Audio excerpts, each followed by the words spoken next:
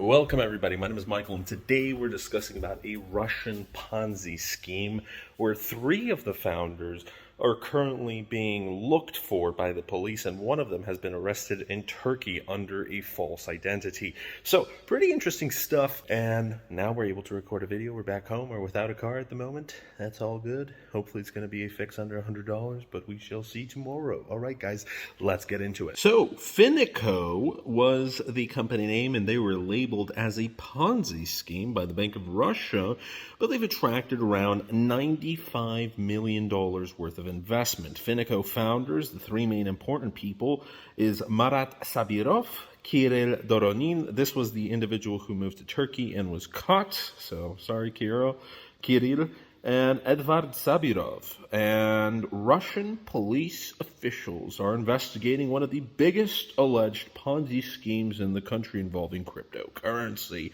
One of the founders is under arrest, and others have reportedly left Russia, so no one's still left. Losses could be up to $95 million. I know that doesn't sound like a lot to Americans, and there is a lot of money in Russia, but most of Russia is poor. So a lot of the money is in politics and oligarchs and big companies, so the politicians are really rich and all these oligarchs and the billionaires, but the average Russian is not doing too well. So you compare the salaries of Americans and you compare the salaries of Russians and you realize why many of them are depressed. So it's similar to Poland. In some cases it might be better. In other cases of Russia it might be worse. You have to remember Russia is a huge country, and in Moscow they're probably doing way better than in Poland, but still nothing compared to Germany or UK or America. But in most areas of Russia, you can find very, very poor people. Some people might be just surviving off a few $100s a month. So when you're talking about $95 million, that's a lot. That's thousands and thousands of people's earnings. So the company, Finico, offered lucrative investment options. They used a network of promoters, oh boy, MLM style, and they pulled in users, new users, thanks to commissions, thanks to referral fees. We've seen this before. Investors were supposed to put in Bitcoin, and they got the native token of Finico in return. In July, Kirill Doronin, one of the founders of Finico, was arrested under fraud charges. Before the arrest, he obtained Turkish citizenship under a different name. He named himself Onur Namik. On Wednesday, Finico's other co-founders, Marat and Edward Sabirov, are they brothers? They are brothers. Oh, that's kind of funny. I didn't even realize when I read their names. They're brothers. The family business, you can see. Very legitimate. And another one, Zygmuntovich.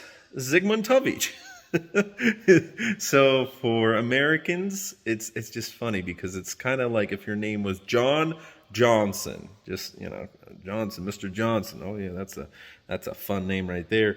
So they were put on a wanted list by the Russian police. Edward Sabirov was also a co-founder of a legitimate company. This was led by Nikolai Nikiforov, a former Russian minister. That's right, an actual politician, the Minister of Communications. That sounds kind of like Germany's Minister of Propaganda. Back in World War II. So they planned to build homes in the area Kazan. That was the city where Finico was founded. But now some of the people involved with the legitimate company are trying to expel Mr. Sabirov from the owner's list by court action because of, well, the fraud. It's not too great. And the Russian arbitration court system, some of the data in there is showing that they're trying to legally dispel him from the company. So, I wouldn't be too pleased if I was running a legitimate company with a massive fraudster as well, because that's going to spook a lot of investors. That's not a great thing. No, that's something that can bring an entire company down. So about 100 people already have reported Finico to the police. And this amounted to around 70 million Russian rubles. That sounds like a lot, but it's less than $1 million actually. However, a lot of people believe the police and Russian business publication The Bell has cited an anonymous source at the Bank of Russia said Finico might have actually scammed around 7 billion rubles, close to $95 million. So they operated between 2019 and 2021. They offered fantastic investment opportunities via cryptocurrency. It was a deposit service with around 20 to 30% APY. Really, that's not so bad. that could actually be legitimate. That sounds legitimate. That's probably why they were able to scam so many people, because in a lot of these cases, and I'm still dumbfounded that there's so many of these cases where it's like they're offering 800% APY and they're still able to scam hundreds of millions of dollars because people, for some reason, think 800% APY is normal. 20 to 30% APY is a lot outside of cryptocurrency. In cryptocurrency, it can happen. I'm not saying it does often, but it can happen, because if you average out, let's say, Bitcoin over the past 5-10 years, you're getting well more than 25%, but that's including the bad years. So if you have one bad year, you might be down like minus 20%, right? But averaged out, yeah, you're going to have a year that it goes up 300%, and then averaged out with other bad years, yeah, it's still a lot. So 20 to 30% APY. In between there, it's 25%.